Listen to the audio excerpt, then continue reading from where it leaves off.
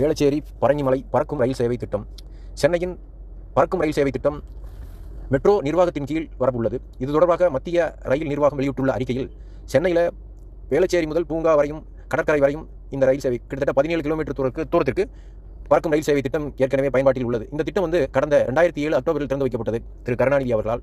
இந்தியாவிலேயே மின்சார ரயிலுக்காக மிகப்பெரிய அளவில், அதாவது பாலத்தின் மேல் பயணிக்கும் ரயில் சேவை திட்டமாகும். மாநகரத்தின் மையப்பகுதியாக இருக்கும் சென்ட்ரல் பூங்கா முதல் தகவல் தொழில்நுட்பத்துறை நிறைந்த தென் சென்னை இணைக்கும் முக்கிய ரயில் தடமாகும். நாள்தோறும் பல்லாயிரக்கணக்கானவர்கள் இந்த ரயில் சேவையை பயன்படுத்துகிறார்கள். இந்த பறக்கும் ரயில் சேவை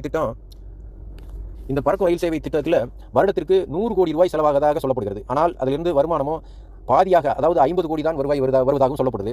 இந்த நிலையில தான் இந்த பறக்கும் ரயில் சேவை திட்டத்தை மெட்ரோ ரயில்வே நிர்வாகத்திடம் ஒப்படைக்க வேண்டும் என்று மக்கள் கோரிக்கை வச்சாங்க.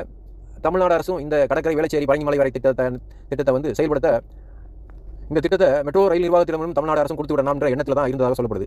இந்த நிலையில தான் 2 மாதங்களுக்கு முன்னால் பிரதமர் மோடியை சந்தித்த முதல்வர் அவர்கள் நியூ ஆயுக் திட்டத்திற்காக பிரதமர் மோடியை சந்திக்க போனார்.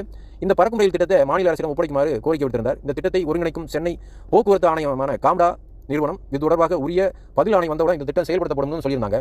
ஆனால் மெட்ரோ ரயில் பறக்கும் ரயில் திட்டத்தோடு சேர்ந்து செயல்படுத்தும் இந்த திட்டமானது நிதி நிர்வாகம், ஆட்சி மாற்றம், நிதி நெருக்கடி போன்ற பல காரணங்களால் தாமதமாகுது. ஆனால் தற்போது இந்த திட்டம் முடிவுக்கு வரும் என்று எதிர்பார்க்கப்படுது. அதாவது பறக்கும் ரயில் சேவை திட்டத்தை அப்படியே முதலில் செயல்படுத்த தமிழக அரசு ஒரு முடிவுக்கு வந்திருக்கிறது. அதற்காகத்தான் வரும் டிசம்பரிலேயே இந்த ரயில் சேவை தொடங்குவதற்காக மிக வேகமாக இந்த திட்டத்தில் தில்லைகங்கா சப்பே முதல் பரங்கிமலை வரை மிக வேகமாக இபி வேலை, போஸ்ட் நிறுவி இபி கேபிள் கனெக்ஷன், அந்த யூகேடர்களில் இரும்பு போஸ்ட்டுகளை நிறுவி இபி கேபிள் லைன்கள் வேலை வேகமாக நடந்து கொண்டிருக்கிறது. கடந்த 10 நாளாக மிக வேகமாக நடந்து கொண்டிருக்கிறது. எனவே தான் அடுத்த டிசம்பரில் இந்த ரயில் சேவை தொடங்கும். அதற்காக இந்த மாத இறுதியிலேயே சோதனை ஓட்டம் கூட நடக்கும் என்று எதிர்பார்க்கப்படுகிறது. அதைத்தான் நாமும் எதிர்பார்க்கிறோம்.